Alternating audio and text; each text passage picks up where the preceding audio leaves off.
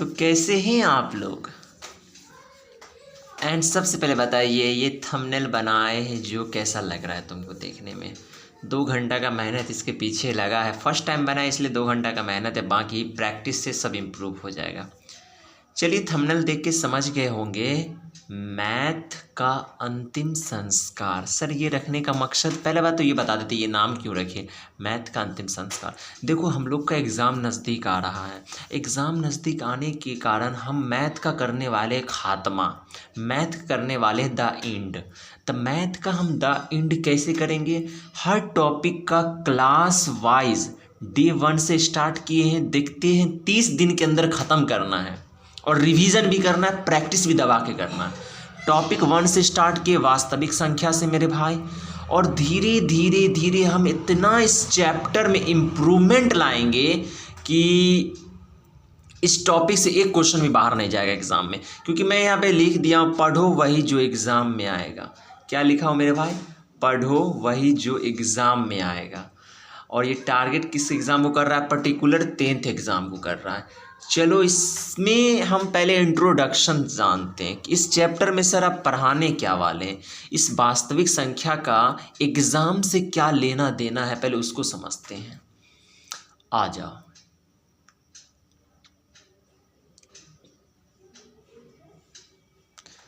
सबसे पहले बात, आपके गुरु, मैथ्स गुरु यानी कि हम यार, समझा करो भावनाओं को।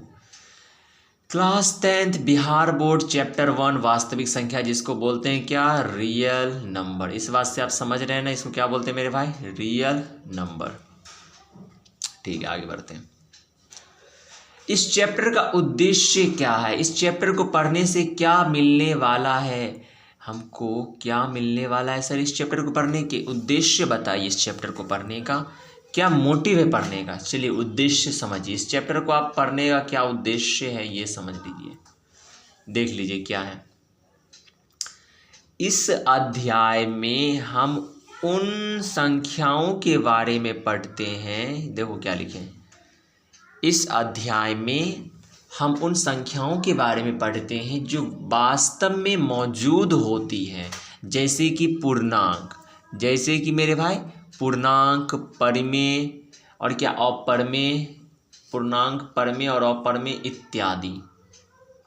ये सब क्या है? वास्तव में मौजूद है। पूर्णांक हो, दिखाई नहीं दे रहा है क्या? परिमेय दिखाई नहीं दे रहा है ना? लो,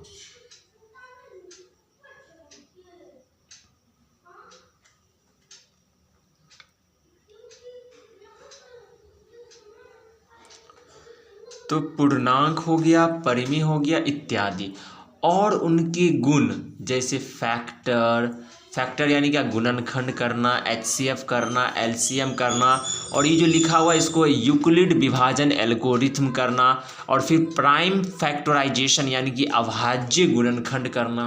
इस चैप्टर का उद्देश्य ही बस इतना ही है। ठीक, आ गया रोड मैप। रोड मैप मतलब सर इसमें हम क्या क्या पढ़ने वाले हैं? रोड मैप का मतलब क्या हो गया मेरे भाई? इसमें हम क्या क्या पढ़ने वाले हैं, रोड मैप के बारे में जानते हैं। वाह,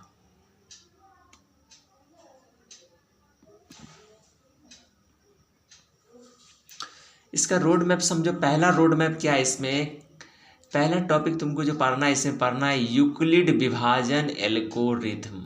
दिख रहा है? क्या पढ़ना है? यूक्लिड विभाजन एल्गोरिथम। सबसे पहला टॉपिक है यूक्लिड विभाजन एल्गोरिथम। टॉपिक 1 इसमें पढ़ना है। टॉपिक 2 में तुमको पढ़ना है बाबू एचसीएफ निकालना। क्या मेरे भाई? एचसीएफ निकालना।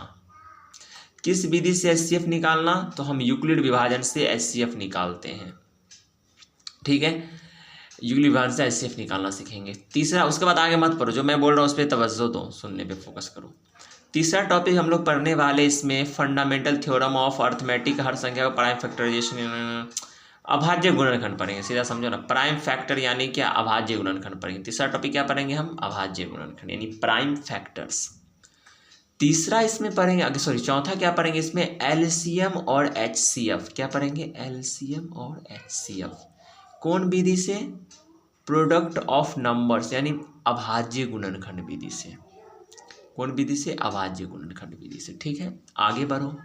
फिर हम लोग क्या पढ़ने वाले इसमें, समाप्त और असमाप्त, जिसको बोलते हैं इंग्लिश, ये हिंदी शुद्ध हिंदी में लिख दिया है, जिसको बोलते हैं शांत, क्या बोलते हैं, शांत और अशांत। नॉन टर्मिनेटिंग है ना, इसको बोलते हैं अशांत। क्या बोलते हैं मेरे भाई, अशांत। यानी कि टॉपिक 5 में हम लोग पढ़ने वाले शांत और अशांत। ठीक है, आगे बढ़ो। फिर हम लोग पढ़ने वाले संख्या के प्रकार। संख्या के प्रकार में हम लोग पढ़ेंगे पहले प्राकृतिक संख्या किसको कहते हैं, फिर प्राकृतिक संख्या के बाद हम लोग समझेंगे कि सर ये होल नंबर क्या होता है, फिर होल नंबर के बाद समझेंगे सर ये इंटीजर क्या होता है, इंटीजर या पूर्णांक क्या होता है, फिर सर परमेय संख्या क्या होता है, फिर सर अपरमेय संख्या क्या होता है, फिर कुछ नहीं, खत्म। फिर आगे बढ़ेंगे हम लोग।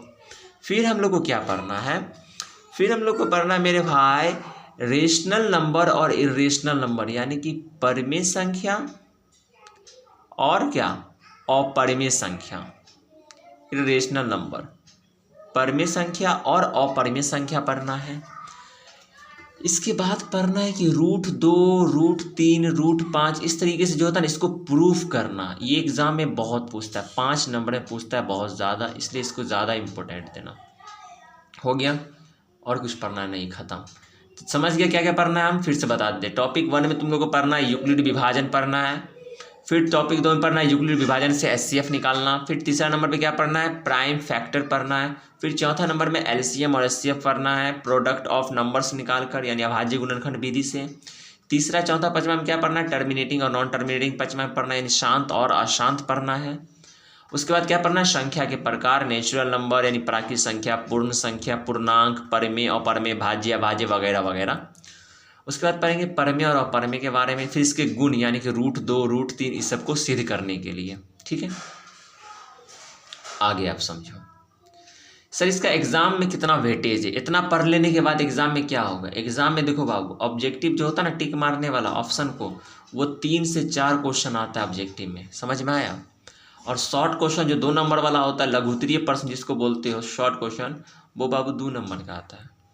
और लॉन्ग क्वेश्चन भी कभी कभी पूछ लेता है जो कि 3 नंबर का होता है। मतलब मोटा मोटी समझते 4 2 8 8 3 11, मतलब अप्रोक्स मान के चलो इस चैप्टर से 10 नंबर का आपके एग्जाम में क्वेश्चन पूछता ही पूछता है।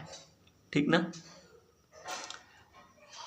अब लास्ट पॉइंट समझ लीजिए, अत्यंत महत्वपूर्ण पॉइंट, VBI पॉइंट करके समझ लीजिएगा। ये बहुत इंपॉर्टेंट बात बताने जा रहे हैं कि सारा टॉपिक में आपको सबसे ज़्यादा ध्यान देना है HCF निकालना, यूक्लिड विभाजन विधि से जो HCF निकालते हैं।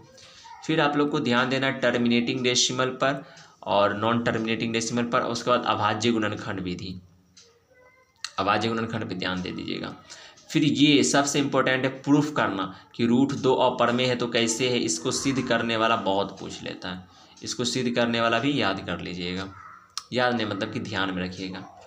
और लास्ट में पॉइंट क्या है, HCF और HCF अभाज्य गुणनखंड विधि से याद रखिएगा ज़्यादा। फिर क्या, प्राइम फैक्टराइजेशन यानी कि अभाज्य गुणनखंड करना याद रखिएगा। बस ख़त्म हो गया, द एंड, ख़त्म हो गया मेरे भाई, ख़त्म। तो क्या समझे आप लोग मेरे भाई, आप लोग ने आज के इस इंट्रोडक्शन में क्या समझा बताइए। सर यही समझे कि इस चैप्टर में क्या क्या पढ़ना है, क्या वेटेज है और कैसे आप पढ़ाइएगा, आप बताइए सर। मैं बताऊं सबसे अच्छी बात, मैं 1 क्लास में भी इस चैप्टर को ख़त्म कर सकता हूं, मैं 2 क्लास में भी इस चैप्टर को ख़त्म कर सकता हूं, डिपेंड करता है आपके ऊपर। आप लोग बताइएगा कितना क्लास में ख़त्म करें और आपका क्षमता कितना है वो भी बताइएगा। चलिए तो अब अगला क्लास में जो होगा चैप्टर को स्टार्ट करेंगे। ये क्या था, इंट्रोडक्शन था तो बस इंट्रोडक्शन दे दिए और कुछ नहीं। मिलेंगे नेक्स्ट क्लास में, तब तक के लिए bye bye, tata, see you. हाँ, ये सारा का PDF मैं भेज दूंगा कि क्या क्या पढ़ना है, ठीक ना। आप लोग टेंशन मत लीजिएगा, सारा मैं भेज दूंगा। चलिए बाय बाय।